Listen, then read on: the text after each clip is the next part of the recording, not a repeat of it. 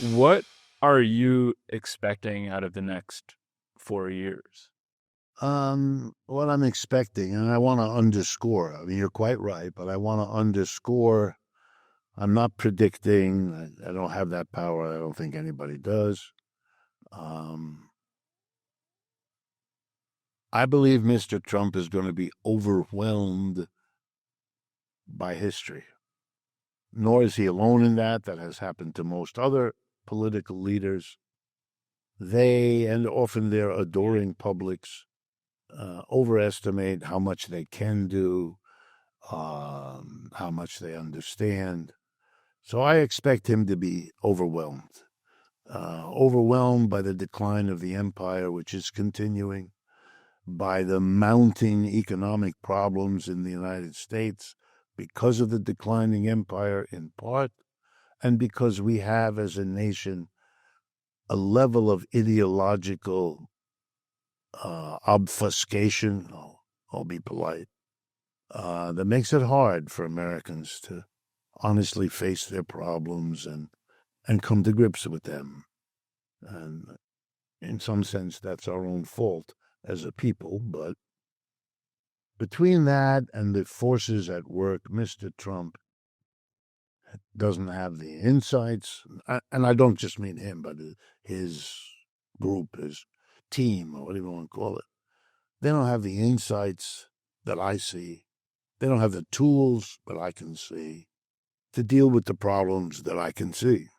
So I think he will be overwhelmed. Things will work out in a way he did not want and did not foresee. That certainly happened to Mr. Biden. It certainly happened to Mr. Trump at the end of his first race. Uh, and since he's a person given to doubling down, he tried to be more in the second time than he was in the first time, but along very similar lines, only more so.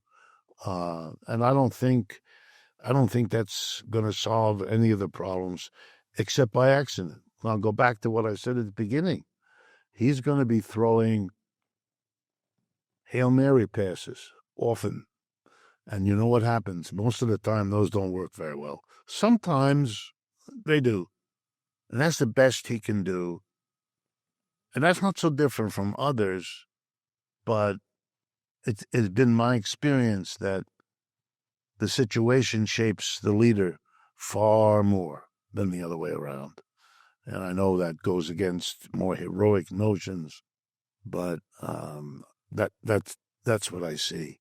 The United States is going to have to come to terms with a reduced position in the world.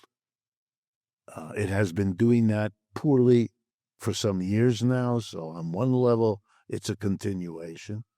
But I am a Hegelian, and I understand that quantitative decline at a certain point becomes a qualitative shift.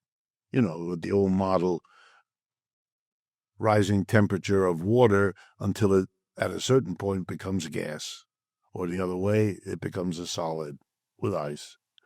At a certain point, the adjustment downward of the American economy is going to shake the society by imposing a qualitative shift.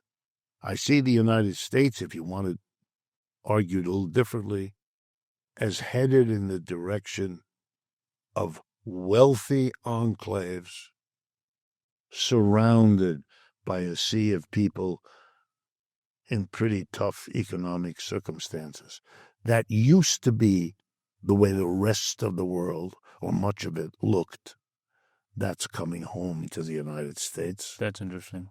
And I think Mr. Trump has cashed in on that phenomena.